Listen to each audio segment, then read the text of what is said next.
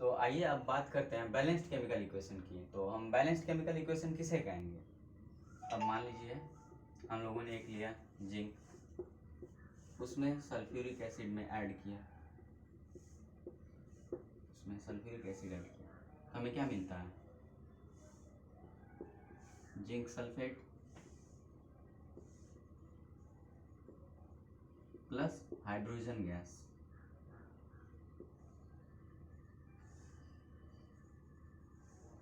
ये मिला हमें।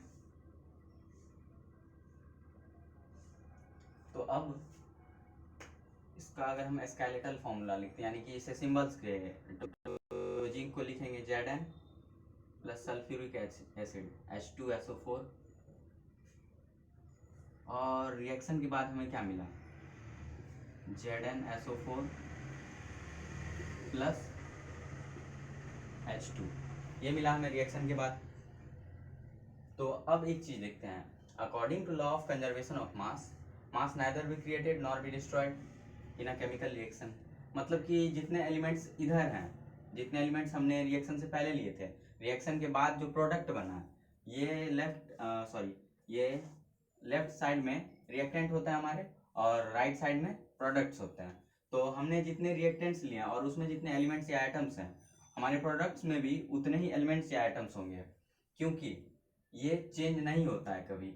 ऐसा नहीं है कि कुछ मैजिक हुआ, इधर इधर कम है तो इधर ज़्यादा, और इधर या फिर इधर कम है तो या इधर ज़्यादा से उधर कम हो जाएंगे, ऐसा कुछ नहीं होता है। ये कंजर्व रहता है टोटल मास। तो इधर आप देखते हैं कि जिंक के कितने आइटम्स? 1, इधर 1, सेटिस्फाई कर रहा है। अब हाइड्रोजन के इधर कितने आइटम्स हैं? 2, हाइड्रोजन के इधर 2, सेटिस्फाई कर रहा है।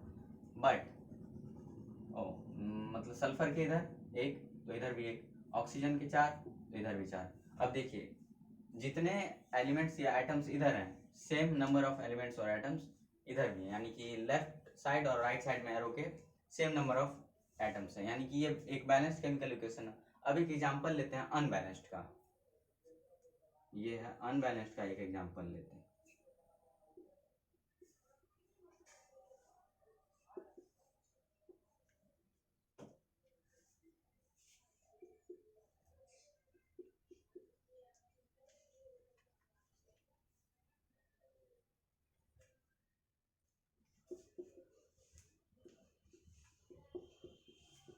अब आप इसमें देखिए Fe के कितने एटम्स इधर? 1, इधर 3, यानी कि, और हाइड्रोजन के 2, ये सही है।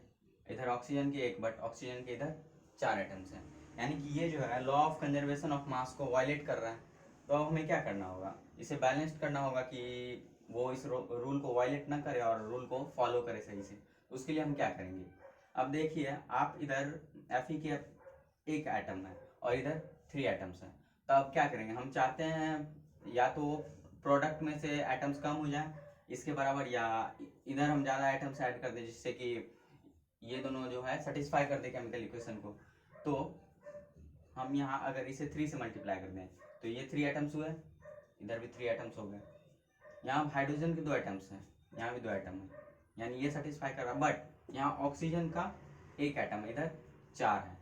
तो अगर हम इसे 4 से मल्टीप्लाई कर दें तो ऑक्सीजन तो सेटिस्फाई कर गया, 4 इंट यहाँ कुछ नहीं तो 1 है, तो 4 इंटू 1 4, यानी कि ऑक्सीजन के 4 आइटम्स इधर भी, 4 आइटम्स इधर भी, Fe के 3 आइटम्स इधर भी, Fe के 3 आइटम्स, ये तो बैलेंस्ड हो गया। बट अब देखिए ये जो है कंबाइंड फॉर्म में है, ये कंपाउंड के फॉर्म में H2O। तब क्या होगा कि सिर्फ और सिर्फ ऑक्सीजन का आइटम नहीं इंक्रीज हुआ, ये हाइड्रोजन के आइटम्स भी इधर इंक्रीज करेंगे। 4 इंटू 2 8, बट इधर हाइड्रोजन के कितने आइटम्स हैं? सिर्फ और सिर्फ 2, यानी कि यहाँ 8 आइटम्स हैं और यहाँ सिर्फ 2 आइटम्स हैं। अगर हम यहाँ भी 4 आइटम्स और कर दूं इसे मल्टीप्लाई, तो 4 इंटू 2 8। अब देखिए ये क्या है? ये है परफेक्टली बैलेंस्ड केमिकल इक्वेशन, यानी कि जितने आइटम्स इधर हैं सेम नंबर ऑफ आइटम्स इधर भी हैं। तो ये है एक बैलेंस्ड केमिकल इक्वेशन। पहले जब हमने ये ऐड नहीं किया था इसमें, तो ये क्या था? Unbalanced chemical equation. तो अब आगे बात करते हैं, कभी कभी किसी किसी केमिकल इक्वेशन में आपने ये लिखा होगा SG, या फिर इस तरह से AQ करके, यानी एक्वस। तो इसका मीनिंग क्या होता है? तो इसका मीनिंग हुआ हमने जो रिएक्टेंट्स लिया और उससे जो प्रोडक्ट बना वो हमारा किस स्टेट में है, यानी सॉलिड में है या गैसियस में है या एक्वस स्टेट में, यानी वो वाटर में डिजॉल्व स्टेट में है। तो अगर आप कहीं ऐसा एस लिखा देखते हैं तो इसका मतलब हुआ कि हमने जो रिएक्टेंट लिया वो सॉलिड स्टेट में है। अगर जी है, जी लिया हमने, जी लिखा हुआ है, तो इसका मतलब रिएक्टेंट जो है वो गैसियस स्टेट में है। अगर तो सेम सेम तरह से सेम वे में इधर अगर एस लिखा है तो यानी कि हमारा प्रोडक्ट जो मला वो भी सॉलिड स्टेट में है और ये गैसियस स्टेट में है। बट आपको हमेशा ये लिखने की जरूरत नहीं होती है। अगर क्वेश्चन में ऐसा कहा जाए या ऑलरेडी दिया हुआ हो क्वेश्चन में ये स्टेट्स, तो ही आपको लिखने की जरूरत होती है, या जनरली ऐसा लिखा नहीं जाता है मोस्ट ऑफ द टाइम, या आपको लिखने की कोई ज़रूरत नहीं होती है। तो अब हम आगे कुछ देखते हैं कि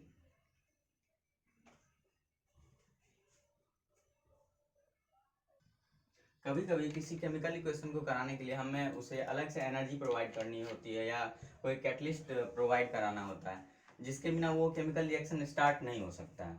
अब जैसे कि मान लीजिए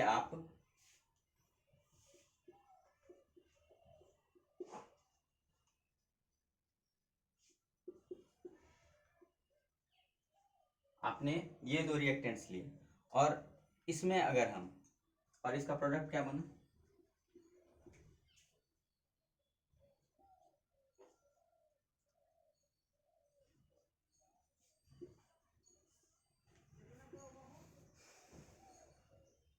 बट ये ऐसे नॉर्मली नहीं बन जाएगा। इसके लिए हमें इस पर प्रेशर अप्लाई करना होगा।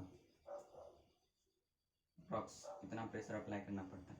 तो या फिर अगर हमें यहाँ किसी कैटलिस्ट की ज़रूरत पड़ती इस रिएक्शन को कराने के लिए, तो मान लीजिए वो कैटलिस्ट कोई एक्स है, तो अगर किसी कैटलिस्ट या किसी प्रेशर या टेम्परेचर हीट वगैरह की ज़रूरत पड़ती है किसी केमिकल रिएक्शन को कराने के लिए, तो उस चीज़ को इस एरो के या तो ऊपर या तो नीचे लिखा जाता है। जैसे मान लीजिए इस रिएक्शन को कराने के लिए मुझे प्रेशर नहीं, अगर हीट की ज़रूरत होती तो हम यहाँ लिखते हीट, मतलब हमने ये दोनों चीज़ें ली और इसे हीट प्रोवाइड कराया, उसके बाद हमारा ये प्रोडक्ट बना।